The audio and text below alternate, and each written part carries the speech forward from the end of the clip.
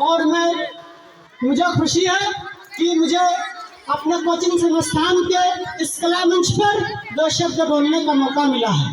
इसमें जो भी त्रुटि होगी कृपया करके मुझे माफ कीजिएगा। महोदय, हम हर वर्ष स्वतंत्रता एवं गणतंत्र दिवस को बड़े ही धूमधाम के साथ मनाते हैं। हम हर वर्ष 15 अगस्त एवं 26 जनवरी के दिन अपने राष्ट्रीय ध्वज तिरंगा को बड़े ही शान के साथ फहराते हैं, राष्ट्रीय गान गाते हैं, खुशियां मनाते हैं। इस तरह हम अपने देशभक्ति का परिचय देते हैं, जो कि बहुत अच्छी बात है। परंतु सवाल ये उठता है कि केवल 15 अगस्त और 26 जनवरी के दिन तिरंगा फहराने से क्या हमारी देशभक्ति साबित हो जाती है? क्या सिर्फ फेसबुक और व्हाट्सएप पर तिरंगे वाली डीपी लगा देने से हमारी देशभक्ति का दायित्व पूरा हो जाता है और केवल इन्हीं 2 दिनों के लिए हमारी देशभक्ति जागृत होती है? दोस्तों, मानना मैं बताने वाला हूँ, उसे सुनकर आप अपना आकलन खुद ही कर सकते हैं कि आप एक सच्चे देशभक्त हैं या एक देशद्रोही। दोस्तों, हमारा भारत देश एक स्वतंत्र देश है और हमारे भारत देश में सभी जाति और धर्म के लोग एक साथ मिलजुल कर रहते हैं। हमारे भारतीय संविधान में हर भारतीय नागरिक के लिए कई सारे मौलिक अधिकार दिए गए हैं, साथ ही कई सारे मौलिक कर्तव्य भी दिए गए हैं, जैसा कि भारत का नागरिक का कर्तव्य है कि वो संविधान संस्थाओं, राष्ट्रीय गान और राष्ट्रीय ध्वज का आदर करे, अपने देश की एकता और प्रभुता को कायम रखे, अपने देश की सेवा करे, अपने देश की रक्षा करे, अपने देश के सभी लोगों में समरसता और एक समान भाईचारे का भावना निर्माण करे, कहीं भी किसी के साथ जातीयता और धार्मिक भाषा पर भेदभाव न रखे, किसी प्रकार के मानसिक या शारीरिक हिंसा से दूर रहे, सार्वजनिक संपत्ति की देखभाल करे, प्राकृतिक संपदा जैसे पर्वत, वन, नदियां, झील और वन्य जीवों का संरक्षण करे। महोदय, ऐसे और भी मौलिक कर्तव्य दिए गए, लेकिन सवाल ये उठता है कि क्या हम अपने कर्तव्यों का पालन सही ढंग से करते हैं? यदि हम अपने कर्तव्यों का पालन सही ढंग से नहीं करते तो हमें देशभक्त कहलाने का कोई अधिकार नहीं है। हम देशभक्त नहीं बल्कि एक देशद्रोही है। महोदय, हमारे देश को आजाद हुए 76 साल हो गए, फिर भी हमारा देश गरीबी, अशिक्षा, भ्रष्टाचार, कुपोषण और महंगाई जैसी समस्याओं से आज भी जूझ रहा। हमारा भारत देश क्षेत्रफल में दुनिया का 7वां स्थान है और जनसंख्या में दूसरा स्थान, फिर भी हम मानव विकास सूचकांक में 129वें स्थान पर क्यों होते हैं? हम अन्य देशों से इतना पीछे क्यों है? इसका बस एक ही कारण है कि हमारे देश के लोग अपने कर्तव्यों का पालन ईमानदारी से नहीं करते। हमारे देश के लोग आलसी, कामचोर और अपने जिम्मेदारियों के प्रति लापरवाह है। हमारे देश के लोग सड़क पर लापरवाही से गाड़ी चलाना और ट्रैफिक रूल को तोड़ना मजाक समझते हैं। भले इस वजह से किसी निर्दोष की जान क्यों न चली जाए, उन्हें कोई फर्क नहीं पड़ता। कहीं भी खुला कचरा फेंक देना, पान गुटखा खाकर कहीं भी थूक देना, जहाँ तक गंदगी फैलाना, कानून तोड़ना, धरना प्रदर्शन करना, उपद्रव फैलाना हम अपना मौलिक अधिकार समझते हैं। छोटी छोटी बातों पर लड़ाई झगड़ा करना हम अपनी शान समझते हैं। तरक्की के लिए हर तरह के हथकंडे अपनाना हम अपनी बुद्धिमानी समझते हैं। बुजुर्गों का अपमान करना, महिलाओं के साथ छेड़खानी करना हमारा संस्कार है। महोदय, मजदूर से लेकर नेता तक कोई भी अपना काम ईमानदारी से नहीं करता।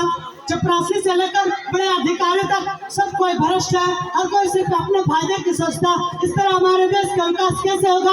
हमारा देश कैसे आगे बढ़ेगा? आप खुद ही सोचिए और बताइए कि क्या आप देशभक्ति की सट्टी पर खरा उतर रहे हैं? क्या आप अपने कर्तव्यों का पालन ईमानदारी से करते हैं? यदि आप अपने कर्तव्यों का पालन ईमानदारी से नहीं करते तो आपको देशभक्त कहलाने का कोई अधिकार नहीं।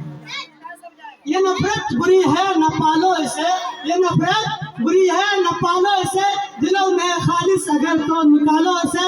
न तेरा न मेरा, न इसका न उसका, न तेरा न मेरा, न इसका न उसका, ये सबका वतन है, संभालो इसे। महोदय, हमारे देश को आजादी यूं ही नहीं मिली, इसे आजाद करने में महात्मा गांधी, सुभाष चंद्र बोस, भगत सिंह, सरदार वल्लभ भाई पटेल जैसे लाखों वीरों ने अपनी जान निछावर किया, तब जाकर हमें आजादी मिली है। अगर वे लोग भी केवल अपने हित के सोचते तो आज हम अंग्रेजों की गुलामी कर रहे होते। इसलिए मेरे दोस्तों, आपसे निवेदन है कि कृपया भारत मां के उन वीर सपूतों की कुर्बानी को जाया न होने दें। कृपया धर्म और जाति के नाम पर आपस में लड़ना झगड़ना छोड़े और आइए हम सब मिलकर एक सुंदर, समृद्ध और अखंड भारत का निर्माण करें। आइए एक सच्चे देशभक्ति की तरह तन मन और धन से अपने दायित्व का निर्वहन करें। आइए सच्चे देशभक्ति कहलाने का हकदार बने। मैं यह अपने वाणी को विराम देना चाहूंगा और यही कहना चाहूंगा कि मैं मुस्लिम हूँ तो हिंदू है दोनों इंसान। कि मैं मुस्लिम हूँ तो हिंदू है दोनों इंसान। ना मैं तेरी गीता पढ़ लूँ, तू पढ़ ले मेरा कुरान। इस गणतंत्र दिवस के शुभ अवसर पर है मेरा बस एक ही अरमान, एक ही थाली में खाना खाएं, मिलकर सारा हिंदुस्तान। और मुझे खुशी है कि मुझे अपने कोचिंग संस्थान के इस कला मंच पर 2 शब्द बोलने का मौका मिला है। इसमें जो भी त्रुटि होगी कृपया करके मुझे माफ कीजिएगा। महोदय, हम हर वर्ष स्वतंत्रता एवं गणतंत्र दिवस को बड़े ही धूमधाम के साथ मनाते हैं। हम हर वर्ष 15 अगस्त एवं 26 जनवरी के दिन अपने राष्ट्रीय ध्वज तिरंगा को बड़े ही शान के साथ फहराते हैं, राष्ट्रीय गान गाते हैं, खुशियां मनाते हैं। इस तरह हम अपने देशभक्ति का परिचय देते हैं, जो कि बहुत अच्छी बात है। परंतु सवाल ये उठता है कि केवल 15 अगस्त और 26 जनवरी के दिन तिरंगा फहराने से क्या हमारी देशभक्ति साबित हो जाती है? क्या सिर्फ फेसबुक और व्हाट्सएप पर तिरंगे वाली डीपी लगा देने से हमारी देशभक्ति का दायित्व पूरा हो जाता है और केवल इन्हीं 2 दिनों के लिए हमारी देशभक्ति जागृत होती है? दोस्तों, मानना मैं बताने वाला हूँ, उसे सुनकर आप अपना आकलन खुद ही कर सकते हैं कि आप एक सच्चे देशभक्त हैं या एक देशद्रोही। दोस्तों, हमारा भारत देश एक स्वतंत्र देश है और हमारे भारत देश में सभी जाति और धर्म के लोग एक साथ मिलजुल कर रहते हैं। हमारे भारतीय संविधान में हर भारतीय नागरिक के लिए कई सारे मौलिक अधिकार दिए गए हैं, साथ ही कई सारे मौलिक कर्तव्य भी दिए गए हैं। जैसा कि भारत का नागरिक का कर्तव्य है कि वो संविधान संस्थाओं, राष्ट्रीय गान और राष्ट्रीय ध्वज का आदर करे, अपने देश की एकता और संप्रभुता को कायम रखे, अपने देश की सेवा करे, अपने देश की रक्षा करे, अपने देश के सभी लोगों में समरसता और एक समान भाईचारे का भावना निर्माण करे।